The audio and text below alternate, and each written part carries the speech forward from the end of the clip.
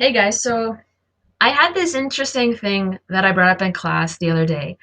We've been talking about Central and South America and specifically talking about their culture, basically, talking about how it's a region and all those different types of things. We've been talking about colonization, and I've been really hammering that in. When we talked about Africa, we're talking about Central and South America now. When we talk about Asia later, it's going to come back into play because it basically happened basically everywhere. So they know for a fact that the majority of these countries speak Spanish, and they pretty much understand why. I hope they understand why. Now, the Portuguese, they know, conquered Brazil. But we hadn't really gotten into how that happened. Now, in our books, it talks about this Treaty of Tordesillas. I had never really heard of that, and if I did, it was a long time ago and we didn't really talk about it. So I used some common sense, a little bit of Google researching, and this is what I came up with. Now, I don't know if this is accurate, but just based on maps and looking at these primary source maps, this is the conclusion that I got. So, they say in the poem, in 1492, Columbus sailed the ocean blue, right? So, he did his thing. Then a couple years later, in 1494, there was the Treaty of Tordesillas.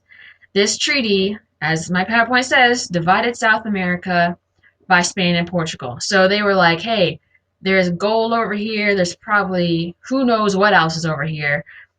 Let's control it.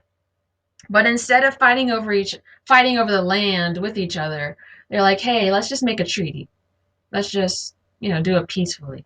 So again, the Treaty of Tordesillas. This treaty basically divided up the New World or the Western Hemisphere or whatever you want to call it through a line of longitude. And they said, anything west of this line will be Spanish, anything east of this line will be Portuguese. Now, if we look at this modern day map of this deal, it looks like a rotten deal for the Portuguese, and it looks like the Spanish practically got away with murder. I mean, that is incredibly unfair. So when I saw that, I was like, why would Portugal say yes to that? And so I did some digging. So this was in 1494. So in 1492, so 2 years before this, Ptolemy made a map. It's not important in this aspect of who Ptolemy is, but if you see this map in 1492, you can see that their perspective and understanding of geography was very messed up. I mean, it was distorted. You can't blame them. They didn't know. So this is what their map looked like with the information that they did have. Of course, I'm talking about Europeans, but according to the Europeans, this is what the world looked like. So, that being said, we see very clearly where Spain and Portugal is, France, United Kingdom, Ireland, Germany, Italy, Greece, Turkey, Russia, etc. We see the Middle East, we see Saudi Arabia. This is Africa. It doesn't quite look like Africa yet. And we see Asia becomes a mess. I'm guessing that this peninsula is like India, and I'm guessing this teardrop shaped one is probably Sri Lanka, even though Sri Lanka is like over here. So clearly they hadn't done that much exploring in Asia. There's no Korea, there's no Japan, nothing like that.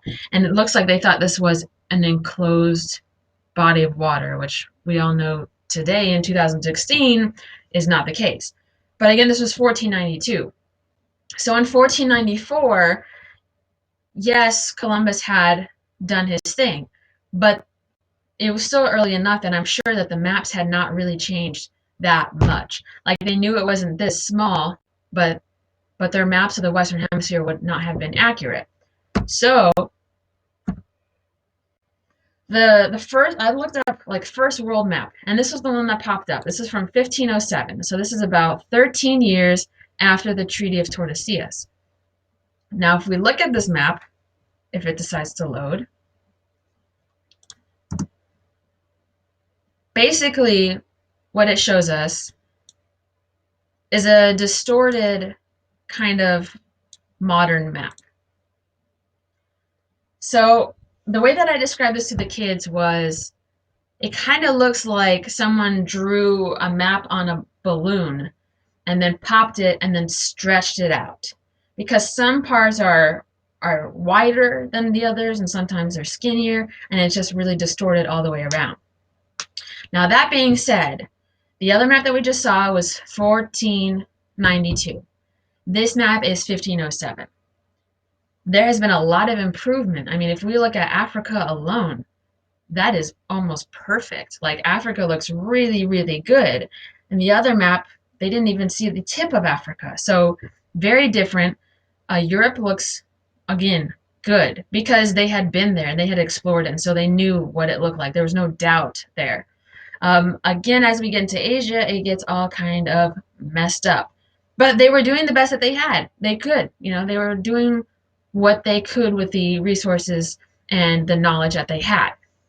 Now, when we go over to the Western Hemisphere, again, all kinds of messed up. But at least this time there is a Western Hemisphere. If we look at the top of this map here, they show the Eastern Hemisphere and the Western Hemisphere, which is great. Now, that being said, if we look at this map, and I can't tell what lines of longitude and latitude they're referring to, but let's just assume. Let's pretend like this line right here is what the Treaty of Tordesillas was talking about. Well, I asked the kids, I was like, so is this a better deal if they think this is the line? And they're all like, well, it's still not fair, but yeah, it's better. And that's the point, right? So if this was the map in 1507, which is way after this whole 1494, or sorry, 1494, then that would mean that they thought that they were getting a better deal. From looking at the maps only, I would think that the Spanish didn't mean to take advantage of the Portuguese, but I think it was just like this thing that happened. It wasn't really a on purpose thing. So, I mean, as we know, Portugal got Brazil, and Brazil is way, way bigger than that line of the the Treaty of Tordesillas made. So they ended up getting a lot more than this. So I'm not sure what that story is about how they got like this big chunk. But again, just looking at the primary sources of the maps, uh, it seems like it was not necessarily a ripoff on purpose. Now, also, when I was telling them about the maps, basically I compared it. No, not basically. I did compare it to Grand Theft Auto, because in Grand Theft Auto you can't look at your map in specific areas until you've been there. Once you go there, then you unlock it. Kind of like this. If you didn't know that it existed, then you can't make a map of it. And so I think that really connected with them. So it was a cool kind of random thing that popped up. But yeah, so if I'm wrong and you know it, please let me know, because there's a very good chance that I'm wrong. I just made this up. I mean, again, I'm just going with basic information.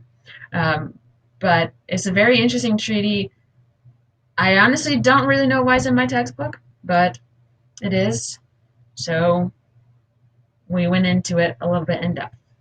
So let me know what you think. Thanks for watching.